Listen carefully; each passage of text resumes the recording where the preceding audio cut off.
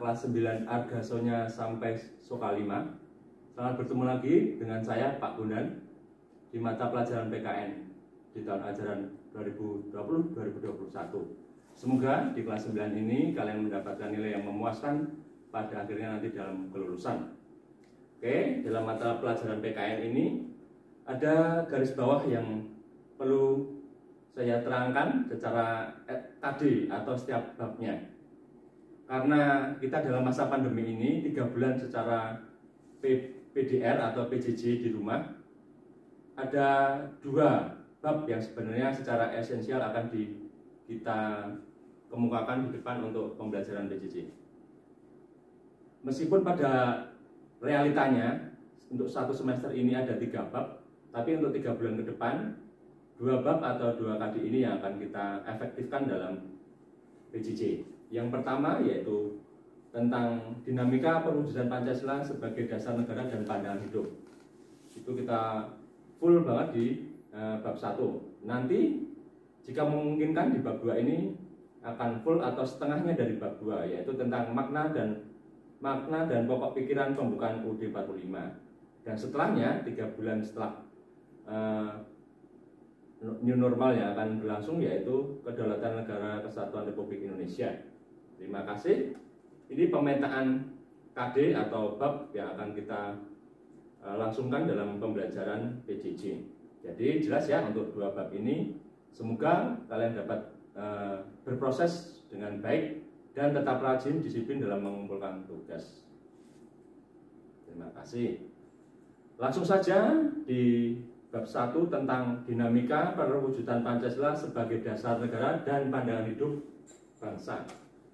Di kelas 7 dan 8 kita sudah tahu konsep tentang dasar dan pandangan hidup bangsa. Nah, dinamikanya apa? Sekarang kita ngomongin soal prosesnya. Indonesia akan berdinamika seperti apa mewujudkan Pancasila seperti itu nantinya. Maka tujuannya nanti berupa mendiskusikan pengalaman Pancasila sebagai dasar negara, itu yang tujuan pertama. Yang kedua, mendiskusikan dinamika nilai-nilai Pancasila sesuai perkembangan zaman sekarang ini. Terus yang ketiga, mengidentifikasi perwujudan nilai-nilai Pancasila sesuai perkembangan dalam berbagai kehidupan. Nah, nanti ada aspek prakteknya atau aplikasinya. Nah, saya sebenarnya kalau di kelas akan tanya jawab seperti ini. Apa yang dimaksud Pancasila sebagai dasar negara? Apa yang dimaksud Pancasila sebagai pandangan hidup? Sebenarnya sudah ada di konsep awal di materi kelas 7. Dasar negara apa, pandangan hidup apa? Sedikit saya ulas, yaitu Pak, dasar negara itu adalah dasar atau fondasi.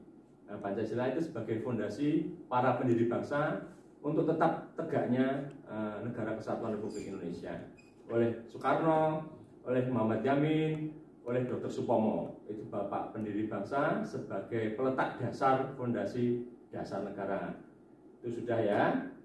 Maka nanti akan saya berikan pada bagian berikutnya. Pancasila sebagai dasar itu adalah filosofi dasar. Nah, nanti dinamikanya yaitu secara historis dari masa ke masa ada 4 fase taraf perkembangan secara dinamika, yaitu masa awal kemerdekaan per tahun 1945 sampai 1959.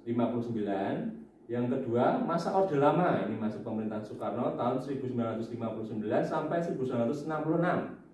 Dan masa Orde Baru, ini masa pemerintahan Soeharto tahun 1966 sampai 1998.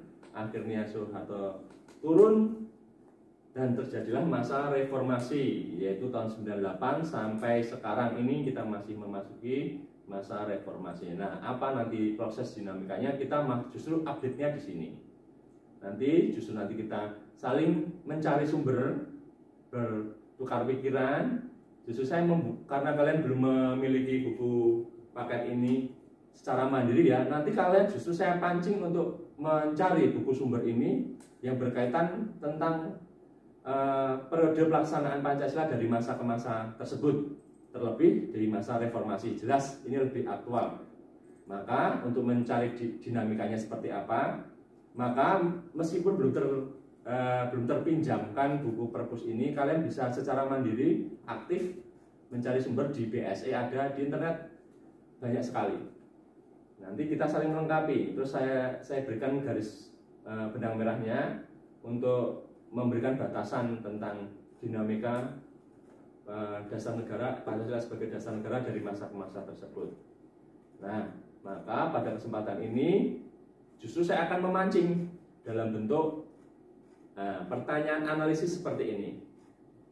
Nah, karena ini ngomongin soal konsep awal, nanti kalian membuat tabel analisis 5W1H, yaitu yang masa awal dulu ya, yaitu masa awal kemerdekaan, tentang dinamika usaha mengganti Pancasila sebagai dasar negara. Ini di awal kemerdekaan ada, yaitu masa pemberontakan PKI di Madiun oleh pemberontakan Darul Islam Tentara Islam Indonesia atau DITI, kemudian RMS, PRRI atau Permesta, dan APRA. Nah, apa dan bagaimana usaha mereka untuk mengganti Pancasila sebagai dasar negara? Maka kalian perlu mencari dulu sumbernya.